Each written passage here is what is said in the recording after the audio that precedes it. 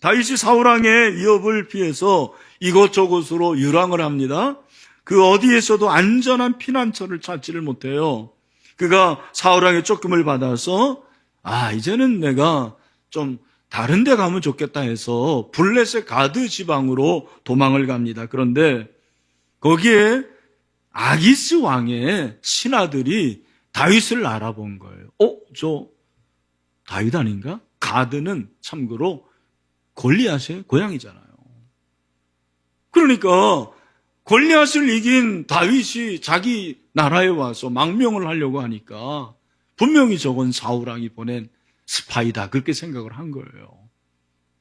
그래서 다윗 왕을 죽이려고 하는 거죠. 절체절명의 위기 가운데서 다윗이 어떻게 합니까? 아기스가 사실 확인을 위해서 다윗 왕을 부릅니다. 다윗을 부르는데 그가 어떻게 합니까? 미친 척을 한다고 그랬어요. 대문을 극적극적 긁고 침을 흘리고.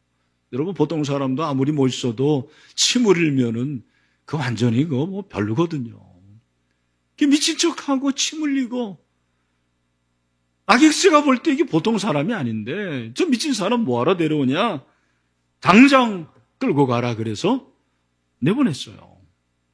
하나님의 은혜죠. 그가 그렇게 사무엘상 21장을 마무리하고 22장 1절이 해당이 되는 거예요.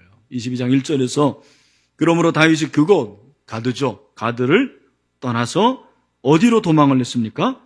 아둘람굴로 도망하며 그의 형제와 아버지의 온 집이 듣고 그리로 내려가서 그에게 이르렀다, 그렇게 말씀을 하고 있습니다. 여기 보니까 아둘람굴로 도망을 갔는데 그곳에 형제들이 몰려와요. 아둘람굴은 참고로 블레셋 가드에서 남동쪽으로 한 14km 떨어졌고 베들레헴에서도 가까운 지역입니다. 그러니까 여기에는 광야고 석회동굴이 많아요. 피할 곳이 많습니다. 아둘람은 참고로 은신처, 피난처라는 뜻이 있어요. 뿐만 아니라 사울의 통치력이 미치지 못하는 지역입니다. 그런데 그곳에 부모와 형제들이 몰려올 뿐 아니라 불청객들이 몰려옵니다. 그게 바로 2절이죠. 2절에서 뭐라고 그랬습니까? 같이 한번 읽어보겠습니다. 2절입니다. 시작. 환난당한 모든 자와 빚진 모든 자와 마음이 원통한 자가 다 그에게로 모였고 그는 그들의 우두머리가 되었는데 그와 함께한 자가 400명 가량이었더라. 아멘. 여기 보니까 어떤 사람들이 모입니까? 첫 번째는 환난당한 자고, 두 번째는 빚진 자, 세 번째는 마음이 원통한 자. 몇몇을 보니까 이 사람들은 다 어떤 사람들인가? 공통적이 사회의 부적응자들이에요. 이들이 다윗에게 힘이 되었을까요? 이들이 다윗에게 위로가 되었을까요? 아니에요. 오히려 짐이 되었을 것입니다. 여기서 한 가지 질문을 하게 됩니다. 왜 하나님께서 이왕이면 다윗에게 위로를 주시고 힘을 주시려면 능력 있는 자를 보내시지 않았을까? 좀 돈 있는 자들, 그리고 권력 있는 자들을 보내신 것이 아니로 왜 이런 짐이 되는 사람들을 보냈을까? 왜 이런 자들을 보냈을까? 여기에 하나님의 심오한 뜻이 있었던 것입니다. 저는 먼저는 하나님께서 다윗의 마음, 정서를 만지시기 위함이라고 생각을 합니다. 무슨 말이냐? 그 당시에 다윗은 정말 잘 나가는 사람이었습니다. 출세에 가도에 있었어요. 유명한 사람이었잖아요.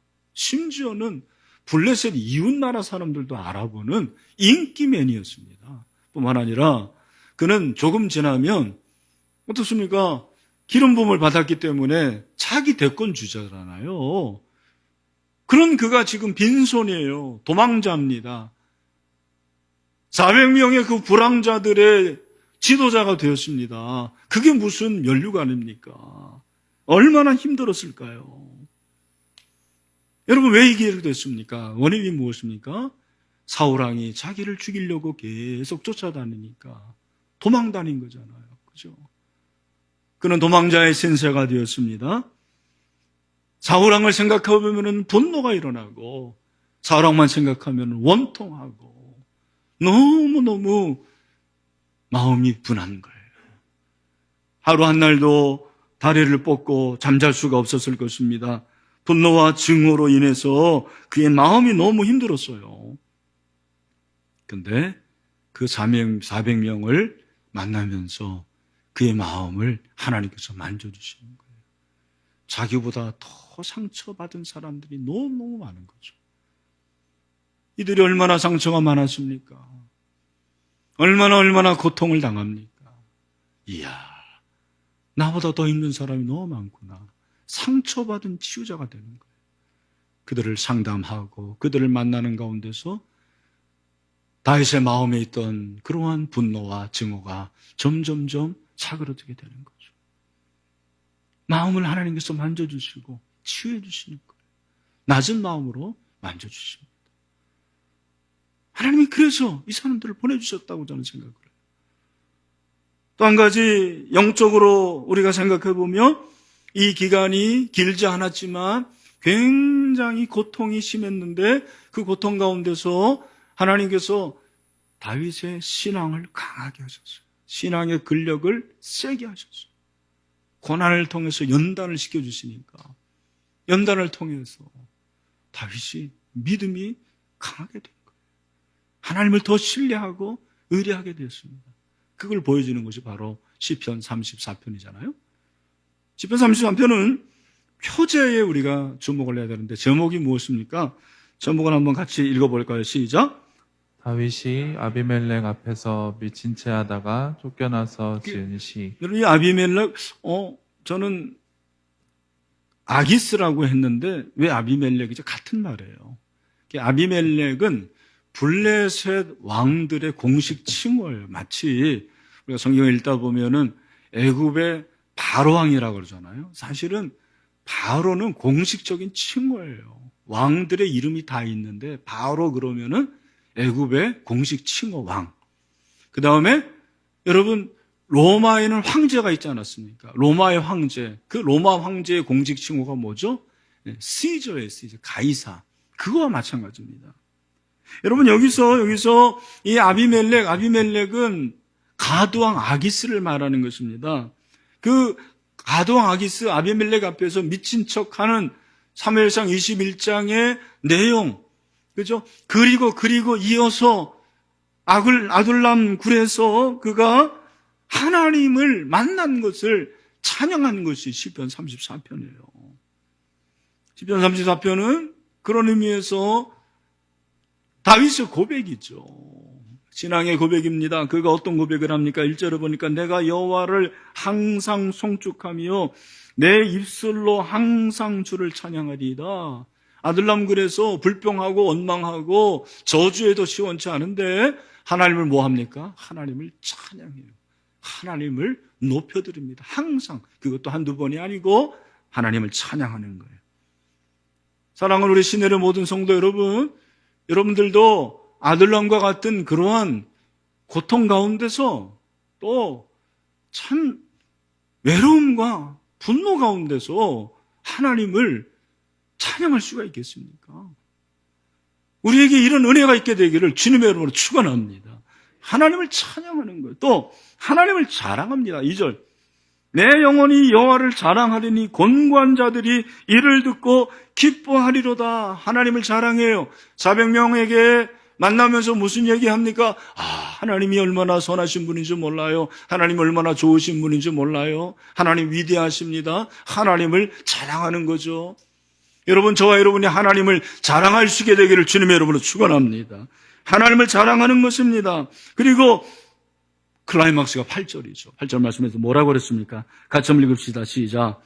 너희는 여호와의 선하심을 맛보아 알지어다. 그에게 피하는 자는 복이 있도다. 아멘. 뭐라고 했습니까? 너희는 여호와의 선하심을 맛보아 알지어다. 하나님이 선하시다고 고백을 하는 거죠. 하나님이 선하시다. 신앙에서 가장 중요한 것 중에 하나가 하나님에 대한 인식인데 그 하나님이 어떤 분이다? 하나님은 선하신 분이다라고 고백을 하고 있습니다. 시편을 보면 하나님이 선하시다라는 것을 계속 반복을 하고 있어요. 시편 25편 1절에 보니까 뭐라고 그랬습니까? 다 같이 한번 큰 소리를 읽읍시다. 시작. 여호와는 선하시고 정직하시니 그러므로 그의 도로 죄인들을 교훈하시리로다. 아멘. 시편 69편 16절입니다. 시작. 여호와여 주의 인자하심이 선하시오니 내게 응답하시며 주의 많은 긍휼에 따라 내게로 돌이키소서. 아멘. 시편 100편 5절입니다. 여호와는 선하시니 그 인자하심이 영원하고 그의 성실하심이 대대에 이르리로다. 아멘. 시편 106편 1절입니다. 다시 할렐루야. 여호와께 감사하라. 그는 선하시며 그 인자하심이 영원함이로다. 우리 마지막으로 시편 107편 1절입니다. 왜 크게 시작. 여호와께 감사하라. 그는 선하시며 그 인자하심이 영원함이로다. 아멘. 여러분 믿으십니까? 시편에 하나님이 선하다라는 것이 12번 나와요. 12번. 하나님이 선하시다. 하나님이 선하시다. 저는 본문을 보면서 야, 이게 가능할까? 아들람 그래서 그 불황자와 같은 사람들, 소망 없는 사람들과 매일 생활하면서 그 건조한 땅에서 무슨 재미도 없을 텐데 어떻게 하나님이 선하시다라고 고백을 했을까? 정말 도움이 1도 안 되는 사람들, 그 사람들과 함께 공동체 생활을 하면서 어떻게 하나님이 선하시다, 하나님이 좋으시다라고 그렇게 고백이 나올까? 그 원동력이 무엇일까라는 질문을 해봤어요. 저는 그 답이 바로 여호와의 선하심을 맛보아할지어다, 맛보다라는 것에 주목을 했습니다. 하나님의 선하심을 어떻게 됩니까? 맛보다. 오늘 설교 제목이 뭐예요? 아둘람에서 맛본 하나님의 선하심. 여러분, 하나님의 선하심은 맛을 봐야 돼요. 맛. 이 맛을 보는 게 중요한 것입니다. 우리 자매들 요리할 때 맛을 보잖아요. 먼저 이렇게 맛을 봅니다. 왜? 내가 그거 체험하는 거예요. 맛봐야지. 만약에 그 음식의 맛이 싱거우면 소금을 넣고 짜면 물을 넣고, 그죠? 그리고 달아야 되면은 설탕을 넣고, 그게 바로 맛보는 것입니다. 이것은 체험하는 것이죠. 하나님의 맛보는 그 은혜를 맛보는 것을 말하는 거예요. 그러면서 다윗은 오고 오는 많은 신앙인들에게 소개를 하는 거예요. 간증을 하는 것입니다. 여기 맛보아 알지어다 그랬는데 원어 성경은 이 맛보다라는 것이 맛보아 맛을 보다 그랬어요. 보다. 눈으로 보는 것입니다. 여러분, 하나님은 정말 선하신 하나님을 눈으로 볼 수 있다는 거예요. 그게 간증이죠. 그래서 다윗은 하나님은 정말 선하십니다. 여러분, 그 하나님을 의지하십시오. 그 하나님을 바라보십시오. 그 하나님을 믿으십시오. 하나님의 은혜를 자신이 먼저 체험한 후에 자신처럼 분노할 수밖에 없고 절망할 수밖에 없고 고난 가운데 처한 성도들에게 그 믿음의 반응을 보일 것을 촉구하는 거예요. 이게 바로 설교죠. 어떤 설교보다 강력한 설교를 하고 있습니다. 오늘 예배를 드리고 있는 우리 사랑하는 신일의 성도들, 현장에서 온라인으로 예배하는 여러분, 하나님의 선하심에 반응할 수 있는 여러분 되시기를 주님의 이름으로 축원합니다. 다윗이 하나님의 선하심을 고백하고 이어서 뭐라고 말합니까? 9절, 너희 성도들아 여호와를 경외하라. 그를 경외하는 자에게 부족함이 없도다 그래요. 아니, 어떻게 부족함이 없습니까? 부족함이 얼마나 많아요. 제가 다윗은 안 돼봤지만 400명이 몰려왔을 때 제일 힘들었던 게 뭐였을까? 먹여 살리는 거예요. 아니, 광야에 먹을 게 어디 있습니까? 자기 혼자 살기도 어려워요. 그런데 4명도 아니고 40명도 아니고 400명을 먹여 살려야 되는 거예요. 여러분, 정말 제일 이 세상에서 무서운 것이 뭐냐면 사람의 입이에요. 이거 먹여 살리는 것이 정말 큰일입니다. 아니, 광야에 먹을 게 어디 있습니까? 그래서 성경을 보니까 아둘람 그래서 다윗과 400명이 먹을 것이 없어 굶어 죽었더라. 그렇게 써져 있죠. 그렇게 성경 써 있지 않아요. 하나님이 신기하게 먹이니까 부족함이 없다라는 거예요. 어떤 날은 하나님께서 어떤 손길을 통해서, 부자를 통해서, 귀족을 통해서 먹을 걸 가져오게. 여러분, 400명 먹으려면은 한 끼만 하더라도 제 생각에 쌀 몇 가마가 필요한 거예요. 근데 하나님이 그걸 먹여주시는 거예요. 블레셋과 싸워가지고 전리품을 가지고 먹여주시고, 어떤 날은 사냥을 해가지고 그 광야에서 뭐 동물이 얼마나 많이 있겠습니까? 그런데도 하나님께서 먹여주시고 공급해 주시고 부족함이 없대요. 기적이죠, 기적. 10절에서는 젊은 사자는 궁핍에 줄일지라도 여호와를 찾는 모든 좋은 것에 부족함이 없으리라. 여러분, 여기서 젊은 사자와 여호와를 찾는 자가 대조가 되는 거예요. 제가 한번 물어볼게요. 젊은 사자가 셉니까? 여호와를 찾는 자가 셉니까? 누가 세요? 네, 사실은 젊은 사자가 세요. 젊은 사자는 힘이 있습니다. 자급자족할 수 있는 사람이에요. 근데 그 젊은 사자도 줄인대요. 언제? 늙으면 줄이는 거예요. 여호와를 찾는 자는 자기가 자급자족 못하는 사람이에요. 그걸 말하는 거예요. 여호와를 찾는 자는 자급자족하지 못해요. 누가 먹여 살려야 됩니까? 하나님께서 먹여주셔야 돼요. 그런데 그에게는 부족함이 없대요. 오늘 사랑하는 우리 신혜의 성도 여러분, 저는 여러분들이 젊은 사자가 되기보다 여호와를 찾는 사람이 됐으면 좋겠어요. 여호와를 찾는 자. 하나님께서 먹여 살리실 줄로 믿습니다. 공급해 주십니다. 그게 기적이라는 거예요. 하나님이 엘리야 선지자를 쓰시는데 아합왕과 겨루어서 이겨야 됩니다. 아합왕은 정말 권력의 최고예요. 그 당시에. 최고 권력자입니다. 하나님께서 엘리야에게 너 아합왕에 가서 3년 동안 비 안 온다고 선포해라. 진짜 3년 동안 비 한 방울 안 내렸어요. 먹을 거 심지어는 물 한 방울 없어요. 근데 하나님이 엘리야에게 뭐라 그러는 거예요? 너 그리시네가로 가서 숨어라. 왜? 아합왕이 죽이려고 그러니까. 그리시네가 뭐 먹을 게 있습니까? 무슨 물이 있겠어? 다 시냇물이 말라 비틀어졌는데. 하나님 약속해 주시는 거예요. 내가 너를 먹여주겠다. 까마귀를 통해서. 열왕기상 17장 5절 6절로 보십시오. 뭐라고 그랬습니까? 그게 진짜인지 가짜인지 한번 보죠. 시작.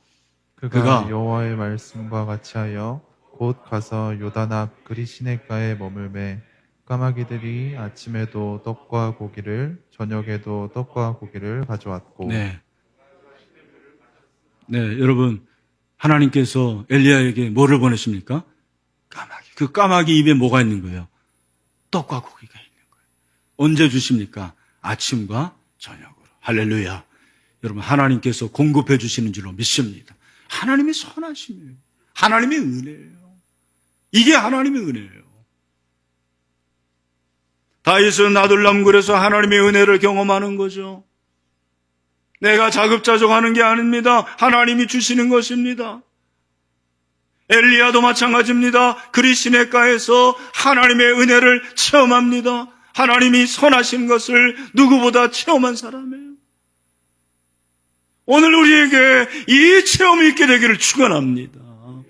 많아서가 아닙니다. 부족해도 하나님이 선하시고 하나님이 공급해 주신다. 저는 이 은혜가 우리 신의의 모든 성도들에게 임하게 되기를 주님의 이름으로 축원합니다. 더 놀라운 사실은 이 400명을 하나님이 사용하시는데 어떻게 사용하시느냐. 개국공신이 되는 거예요, 이들이. 네, 아둘람굴에서 400명이 다윗과 함께 했는데 참 여기에서 다윗을 위해서 생명을 바치는 사람들이 나와요. 여러분, 아둘람굴에 물이 없어요. 가뜩이나 광야인데 정말 물이 없는 거예요. 물을 마시고 싶었는데 물이 없으니까 저 베들레헴에 가서 누가 좀 물을 좀 떠왔으면 좋겠다. 그때 3명이 나서는 거예요. 장수 3명이 우리가 물을 떠오겠습니다. 베들레헴까지 가려면 블레셋 군사들이 있어서 그 블레셋 진영을 돌파를 해야 되는데 생명을 거는 거예요. 그리고 물을 떠와요. 그 물을 다윗에게 줍니다. 다윗이 그 물을 받아들고 차마 마시지를 못해요. 그 물을 여호와께 드립니다. 그물을 쏟으면서 여호와께 드려요. 그가 뭐라고 말합니까? 역대상 11장 19절을 보니까 이르되 내 하나님이여 내가 결단코 이런 일을 하지 아니하리라. 생명을 돌아보지 아니하고 갔던 이 사람들의 피를 어찌 마시리까 하고 그들이 자기 생명도 돌보지 아니하고 이것을 가져왔으므로 그것을 마시기를 원하지 아니하니라. 새 용사가 이런 일을 행하였더라. 여러분, 이 새 용사도 다 마음이 온통한 자고 빚진 자고 사회 부적응자들인데 이들이 세상에 다윗에게 충성을 다하는 거예요. 생명을 바칩니다. 결국 다윗이 유다 왕국을 건설하는데 하나님의 은혜가 하나 있었고 또 하나는 이런 사람들이 있었는데 이 사람들이 다 아둘람 공동체 출신이에요. 정말 별 볼 일 없고 소망 없는 것 같고 전혀 도움이 안 되는 것 같은 사람들이 결국에는 충신이 되는 거예요. 충신이 되는 거예요. 여러분, 우리의 삶에서 참 우리는 하나님의 은혜가 아니면 아무것도 할 수 없다는 걸 느끼게 됩니다. 내 주변에 당연히 있는 그 사람이 사실은 당연히 있는 게 아니고 하나님의 은혜거든요. 저는 요즘에 은혜라는 그 단어가 마음에 와닿고 그 찬송을 듣습니다. 여러분들도 은혜라는 곡을 한번 들어보세요. 유튜브에 치시면 바로 나오는 손경민 씨, 우리 김경민 목사가 아니고 손경민 목사님이 작사를 했더라고요. 너무너무 좋은. 제가 그중에 가사 하나 읽어드립니다. 내가 누려왔던 모든 것들이, 내가 지나왔던 모든 시간이, 내가 걸어왔던 모든 순간이 당연한 것이 아니라 은혜였어. 내 남편, 내 아내가 내 옆에 있는 게 당연한 게 아니에요. 은혜예요, 은혜. 내 자식이 나 힘들게 하고 참 속썩여도 은혜라니까요, 그게. 여러분의 모건들이 그 목장 안에 있는 게 당연한 게 아니고 은혜라니까요, 은혜. 저는 여러분이 이 하나님의 은혜를 체험할 수 있는, 하나님의 선하심을 고백할 수 있는 믿음이 있으면 좋겠어요. 한 사람 한 사람이 그런 사람이 되시기를 주님의 이름으로 축원합니다. 다윗의 일생에서 아둘람 시절은 가장 밑바닥의 삶이었을 거예요. 저는 그렇게 생각해요. 제일 몸서려치 기억하기도 싫은 악몽의 나날이었을 것입니다. 고통스럽고 힘겨운 시기였을 것입니다. 그는 아둘람에서 하나님의 선하심을 맛봐요. 처음에 저는 아둘람 굴이 아니라 아둘람 신학교 같아요. 네? 총회 신학교가 아니고 아둘람 신학교. 총신대학원 나와도 하나님의 선하심을 경험하지 못하는 사람들 많아요. 그런데 그 아둘람 굴에서 하나님의 선하심을 체험하는 신학교를 졸업하게 되는 거예요. 그리고 하나님의 사람들을 만나게 되는 거죠. 그게 동역자예요. 하나님의 선하심을 통해서 정말 하나님의 그 놀라운 능력을 체험하는 거죠. 저는 우리 신일교회 모든 성도들이 이 은혜를 체험했으면 좋겠고요. 우리 신일교회도 사실은 아둘람 공동체 같아요. 그렇지 않습니까? 참 상처받은 사람도 많고 빚진 자들도 많고 고통당하는 자들도 많아요. 얼마나 많은지 몰라요. 그러나 하나님께서 아둘람 공동체를 하나님의 나라를 위해서 사용하신 것처럼 우리 신일교회 여러분들을 사용하시리라고 확실히 믿습니다. 그런 은혜가 됐기를 축원합니다.